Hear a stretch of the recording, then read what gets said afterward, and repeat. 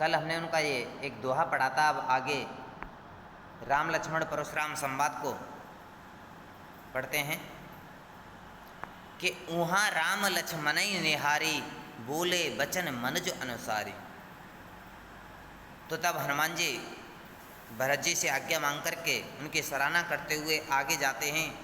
जब वो रामचंद्र जी के पास पहुंचते हैं या देखते हैं, उधर रामचंद्र जी जब तक हनुमान जी पहुंचे नहीं थे तो उधर रामचंद्र जी लक्ष्मण जी से क्या कहते हैं कि उहाँ राम लक्ष्मणई निहारी। उधर रामचंद्र जी लक्ष्मण जी को निहारते हैं, बोले बचन मनुज अनुसारी, और बड़े ही मधुर वचनों में व्याकुल होकर के वचन बोलते हैं। क्या कहते हैं? अर्ध रात गई कपे नहीं आयो, कि आधी रात्रि व्यतीत तो हो चुकी है लेकिन जो हनुमान है उसका अभी तक आगमन नहीं हुआ है। राम उठाई अनुज उर लायो, और रामचंद्र जी अपने छोटे भाई को उठा करके अपने हृदय से लगा लेते हैं। राम उठाए अनुज उर लायो, कि रामचंद्र जी अपने अनुज जो छोटा भाई है लक्ष्मण है उसको उठा करके अपने हृदय से लगा लेते हैं और कहते हैं सकऊ न दुखित देख मोहिकाऊ, कि तुम मुझे कभी भी दुखी नहीं देख सकते थे। बंधु सदा तब मृदुल स्वभाव, कि हे भाई तुम्हारा जो स्वभाव था वो बड़ा ही मृदुल था, बड़ा ही कोमल था, कि तुम जो कि मुझे कभी भी दुखी नहीं देख सकते थे। मम हित लाग तजेऊ पितु माता, सहेऊ विपिन हिम आतप बाता, कि तुमने मेरे लिए अपने माता पिता तक का परित्याग कर दिया। मम हित लाग तजेऊ पितु माता, कि तुमने मेरे लिए मेरे हित के कारण माता पिता तक का परित्याग कर दिया। तुम्हें वहाँ पर राजपाट इत्यादि सब कुछ मिल रहा था। सहेऊ विपिन हिम आतप बाता, और मेरे साथ रह कर के इस जंगल में सर्दी गर्मी बरसात आदि को झेला है। आगे कहते हैं सो अनुराग कहाँ अब बाई, अब तुम्हारा जो मेरे प्रति जो अनुराग था, जो प्रेम था, अब वो कहाँ गया। उठऊ न सुन मम बच बिकलाई, जो कि तुम मेरे इन व्याकुल भरे वचनों को सुनकर के भी नहीं बैठे हो रहे हो, खड़े नहीं हो रहे। जो जन तेऊ बन बंद बिछेऊ, पितु बचन मन तेऊ नहीं ओ। अगर मैं जानता, जो जन तेऊ, अगर मैं जानता कि वन में आकर के मेरे भाई से मेरा बिछड़ाव हो जाएगा, मेरा अलगाव हो जाएगा, पितु बचन मन तेऊ नहीं ओ, तो मैं पिता के वचनों को मानने से इनकार कर देता। सुत बित नारे भवन परिवारा, होई जाई जग बारह बारह।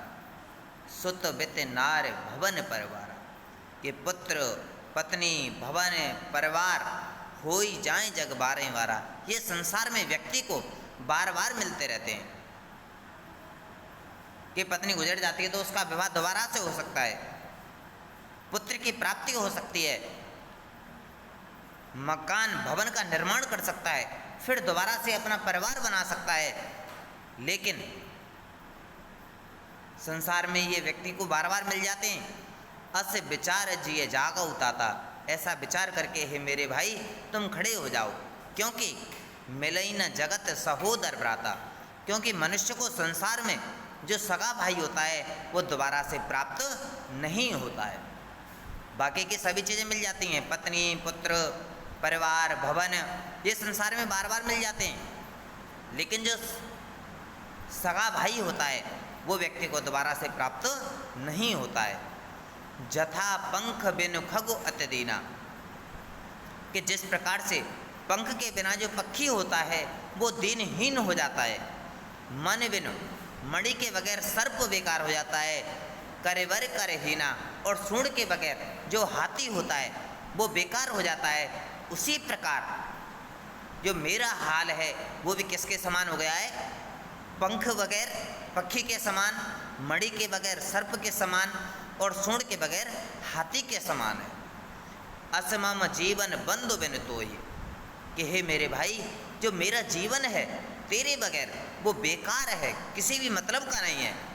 जो जड़ देव जियावे मोई, कि मैं इस जड़ पत्थर शरीर को लेकर के मैं किस तरीके से जीवित रहूँगा, मैं तुम्हारे बगैर मैं जीवित नहीं रह पाऊँगा।